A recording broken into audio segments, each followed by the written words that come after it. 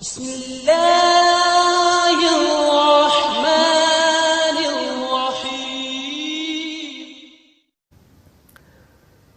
ایک اور بات یہاں پتہ چلی کہ یہ بھی تھوڑا حیا کے خلاف مسئلہ ہے، لیکن آج کی نئی نوجوان نسل جو ہے اس میں بہت زیادہ مبتلا ہو رہی ہے، جس کو اورل سیکس کہا جاتا ہے۔ اور میں نے جیسے عرض کیا کہ شرعی مسائل میں چاہیے اور اس کو بیان کرنا یہ ہماری ذمہ داری ہے۔ تو یہ چیز بھی انگریزی فلموں سے اور فحش فلموں سے ہماری نئی نسل میں بہت تیزی سے سرایت کر رہی ہے، اور لوگ اس بارے میں علماء سے بہت زیادہ مسائل پوچھتے ہیں، خواتین بھی پوچھتی ہیں جو اس میں مبتلا ہیں۔ تو اس کا بھی مسئلہ یاد رکھیں کہ اللہ تعالیٰ نے حالت حیض میں زوجہ سے ہم بستری کو حرام قرار دیا کیونکہ اس میں گندگی ہے۔ باپ دیکھیں کہ وہ گندگی اس درجے کی نہیں ہے جتنی اورل سیکس میں گندگی ہوتی ہے۔ اگر اس میں ڈسچارج ہو جائے بندہ، انسان جو ہم بستری کرنے والا ہے زوجہ سے، وہ منہ میں ڈسچارج ہو جائے، تو آپ سوچیں کہ اللہ تعالیٰ شرمگاہ کو گندگی سے بچا رہے ہیں، جس کی وجہ سے حیض کی حالت میں ہم بستری کو حرام قرار دیا۔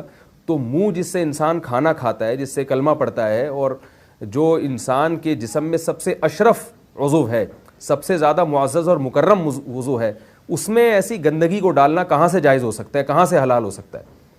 تو آج بعض متجدد قسم کے لوگ جو ہے نا اس کو حلال قرار دے رہے ہیں، تو یہ بالکل غلط ہے۔ تو یہ بات خوب ذہن میں رکھیں کہ اورل سیکس کے ذریعے اپنی خواہش کو پورا کرنا اس طور پر کہ ڈسچارج ہو جائے انسان عورت کے منہ میں، بیوی کے منہ میں، یہ بالکل حرام ہے، بالکل ناجائز ہے، کیونکہ منی ایک غلیظ اور ناپاک اور گندگی ہے اور ناپاک اور نجس چیز ہے۔ بعض حضرات یہ کہتے ہیں کہ منی پاک ہے، مگر یاد رکھیں منی کے پاک ہونے کے دلائل مضبوط نہیں ہیں، منی کے ناپاک ہونے کے دلائل بہت مضبوط ہیں۔ سب سے پہلی دلیل قرآن مجید میں آتا ہے الم نخلقکم من ماء مہین، ہم نے تمہیں غلیظ اور پلید پانی سے پیدا کیا ہے، ذلیل پانی سے پیدا کیا ہے۔ تو اس میں بھی اشارہ ہے کہ منی ناپاک چیز ہے۔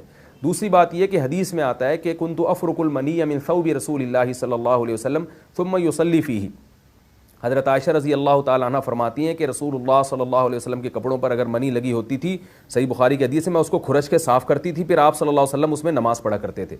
اب بعض حضرات نے یہاں سے استدلال کیا ہے کہ منی اگر ناپاک ہوتی تو حضرت عائشہ اس کو دھوتیں، کھرچ کے صاف کرنا اس کی علامت ہے کہ منی پاک ہے، لیکن یہ بات غلط ہے۔ اگر منی پاک ہوتی تو حضرت عائشہ کو کھرچنے کی ضرورت نہیں تھی۔ بات یہ ہے کہ وہ نجاست جس کا ایک باقاعدی جسم ہوتا ہے اور وہ کھرچ کے جسم سے یا کپڑوں سے الگ ہو سکتی ہے، تو اس نجاست کو پاک کرنے کا طریقہ یہ ہے کہ اس کو کھرچ دیا جائے۔ ناپاک تھی تبھی تو حضرت عائشہ رضی اللہ تعالیٰ عنہ اس کو باقاعدہ کھرچ رہی ہیں اور دور کر رہی ہیں۔ اور گیلی منی کو یہ ثابت ہے کہ حضرت عائشہ رضی اللہ تعالیٰ عنہ آپ صلی اللہ علیہ وسلم کے کپڑوں سے دھویا کرتی تھیں اور آپ صلی اللہ علیہ وسلم اس میں نماز پڑھا کرتے تھے۔ حضرت عمر رضی اللہ تعالیٰ عنہ کے دور میں کسی شخص کو احتلام ہوا تو اس نے اپنے پورے جو ہے نا وہ کپڑے دھوئے، تو حضرت عمر نے اس کو منع کیا، فرمایا کہ اتنا کافی تھا کہ اس جگہ کو تم دھو لیتے۔ تو اس میں بھی حضرت عمر اس کو باقاعدہ دھونے کا حکم دے رہے ہیں۔ کسی بھی صحابی نے اعتراض نہیں کیا کہ یا امیر المومنین آپ ان کو دھونے کا حکم کیوں دے رہے ہیں، منی تو پاک ہے۔ تو منی کے جو ناپاک ہونے کے دلائل ہیں وہ بہت مضبوط ہیں۔ باقی اس کو جو کھرچنے کا حکم ہے وہ اس لیے کہ منی کے پاک جو اگر خشک ہو جائے تو وہ کھرچ کے بھی پاک ہو جاتی ہے، اس کو پھر دھونا ضروری نہیں ہوتا۔ اس کی مثال ایسے جیسے حدیث میں آتا ہے، صحابہ کرام فرماتے ہیں کہ ہمارے تلواروں میں دشمن کا خون لگا ہوتا تھا تو ہم اس کو زمین پہ اچھی طرح رگڑ کے اسی کو لٹکا کے نماز پڑھتے تھے۔ تو دیکھیں خون بھی ایسی چیز ہے کہ جو سوکھنے کے بعد اس کی ایک پاپڑی سی جم جاتی ہے، تو حالانکہ خون کو بھی ناپاک مانا جاتا ہے، جمہور علماء کے یہاں خون ناپاک چیز ہے، لیکن صحابی کیا کر رہے ہیں، اس کو رگڑ کے زمین پہ اور جو اس کو اچھی طرح رگڑ کے جب اس کا اثر زائل ہو گیا تو اسی کو لٹکا کے نماز پڑھ رہے ہیں۔ تو جیسے خون ناپاک ہونے کے باوجود رگڑنے سے پاک ہو جاتا ہے اگر کسی ایسی چیز پہ لگا ہو جو لوہے یا ایسی سخت چیز پہ، تو ایسے ہی منی اگر کپڑوں پہ لگی ہو، خشک ہو جائے تو اس کو اچھی طرح جب کھرچ دیا جائے تو وہ پاک ہو جاتی ہے۔ لیکن اس سے یہ ثابت نہیں ہوتا کہ منی پہلے سے ہی پاک ہے۔ ایک اور دلیل منی کے ناپاک ہونے کی یہ ہے کہ جو مدی ہے، ٹرانسپیرنٹ پانی جو مرد کے جسم سے نکلتا ہے، وہ اگر جسم سے نکل جائے تو وضو فرض ہو جاتا ہے، اور منی نکل جائے تو غسل فرض ہوتا ہے۔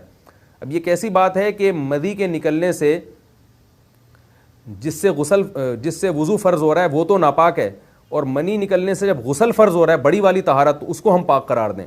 تو اس لیے امام ابو حنیفہ رحمہ اللہ تعالیٰ کا مذہب منی کے بارے میں کہ یہ نجاست غلیظہ ہے، اور امام مالک کا بھی یہی مذہب ہے، یہ مذہب بہت دلائل کے لحاظ سے قوی ہے۔ تو اس لیے عورت کے منہ میں ڈسچارج ہونا یہ بالکل حرام ہے، ناجائز ہے، گندگی ہے، اسلام میں اس کی قطعاً اجازت نہیں ہے۔